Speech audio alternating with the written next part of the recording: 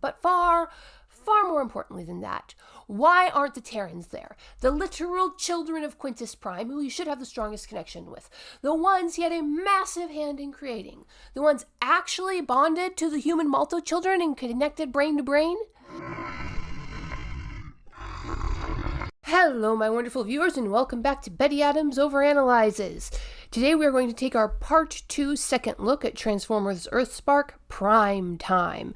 We are going to finish taking apart why this episode wasn't an episode. And we're going to look at how this episode contradicts not only itself, but the entire theme of the show in regards to family. And we're going to be jumping right into spoilers. So to give you a chance to click away, I'm going to give you a few moments to check out the links below the video to get yourself a copy of my book, Dying Embers, Dragons, Aliens, and Things That Go Boomp in the Night. And now, spoilers. Now this is deep. This is true conflict. Not wanting to form bonds with others is a very natural human response to the pain of watching a loved one suffer, to the pain of losing a loved one. As C.S. Lewis describes in his The Four Loves on Friendship, when he talks about how St. Augustine describes how his heart was broken when his brother died, and the saint warns against loving any mortal thing. But our beloved C.S. Lewis, creator of Narnia, is not satisfied with that, and he goes on. There is no escape along the lines St. Augustine suggests, nor along any other lines. There is no safe environment. To love at all is to be vulnerable. Love anything and your heart will certainly be wrung and possibly be broken.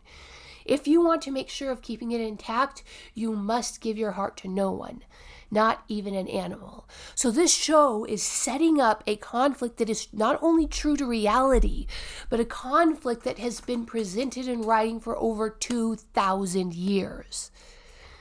That then is the conflict that is clearly set up in Act 2 of this episode. Mo is suffering horribly. Mo is suffering because she loves her brother, and her brother is suffering in painful agony and dying. And it's in no small part because of a choice that she made. A courageous choice that brought the more family, more love, and the potential for even more suffering in her life. And the conflict comes when she rejects the original act of courage, when she tries to make her love smaller, to cut out that act of courage that led to her extended family. So, here we have two characters. Mo, who in a perfectly natural fear and pain reaction is rejecting the terrifying act of opening her heart to the suffering that loving entails. And Thrash, the result of that courageous act of reaching out, who is shocked and horrified by his older sister's selfish act of rejecting the act that brought him into being. So, Mo rejecting Thrash. Now, to make a good episode out of this, to make a great episode out of this, what was needed was to follow through and resolve those two conflicts.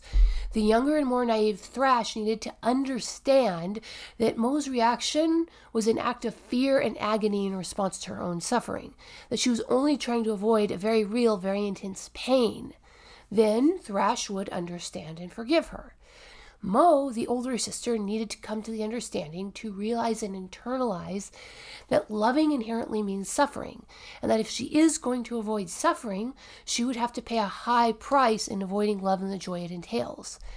And for a decent part of the episode, it looks like that is exactly where the show is going. In her dream sequence, Mo does not make the step of courage that brings the Terrans to life. And she loses a large part of her bond with him. Then we get to see flashes of critical moments during the show to date. Mo watches and sees that by shying away from that first courageous act, she's not even avoiding the suffering, she's simply suffering differently, but without the bonds of deep love she built up with her family, especially with Thrash. Now, the flashbacks were clumsily done, and we're not showing this perfectly, but as I said, this was on the way to being a very good episode. Then, that weirdly shoved in extra act showed up, and everything went sideways. The resolution to Mo not wanting to suffer for love is clearly, painfully, obviously, Mo realizing that 1, love is something worth suffering for, and 2, you can try to cut love out all you want, but you are still going to suffer somehow. And the setup for that conclusion has been set up, not perfectly, but more than good enough for a children's show. But then Mo, and only the human members of the family, and boy howdy are we coming back to this later, it should have been Thrash with Mo up on that ship. But Mo and her human family are transported in spirit, not in body, to a Deus freaking Machina ship in orbit over to Earth that no one, not Ghost, not the Autobots under Optimus freaking Prime, or even the Decepticons under Megatron have noticed until Mandroid decides to hack it using the Ember Stone. How did Mandroid even know the ship was there? How did he...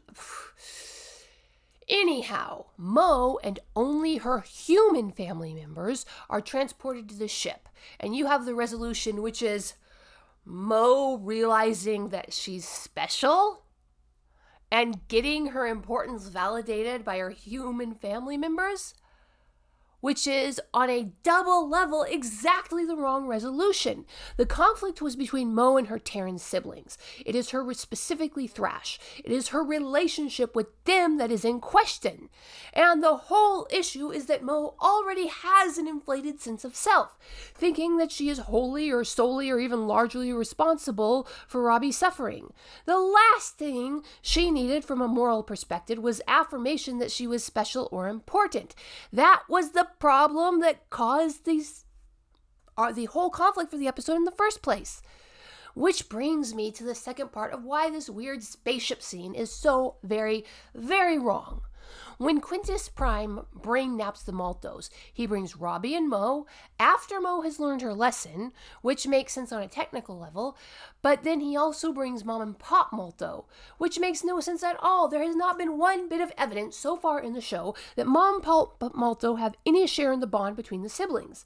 And there's no reason that Quintus Prime should have been able to brain nap the adults and yank them up to the ship. And then they are only there to loudly affirm Mo in her superiority complex and offer a bit of a distraction.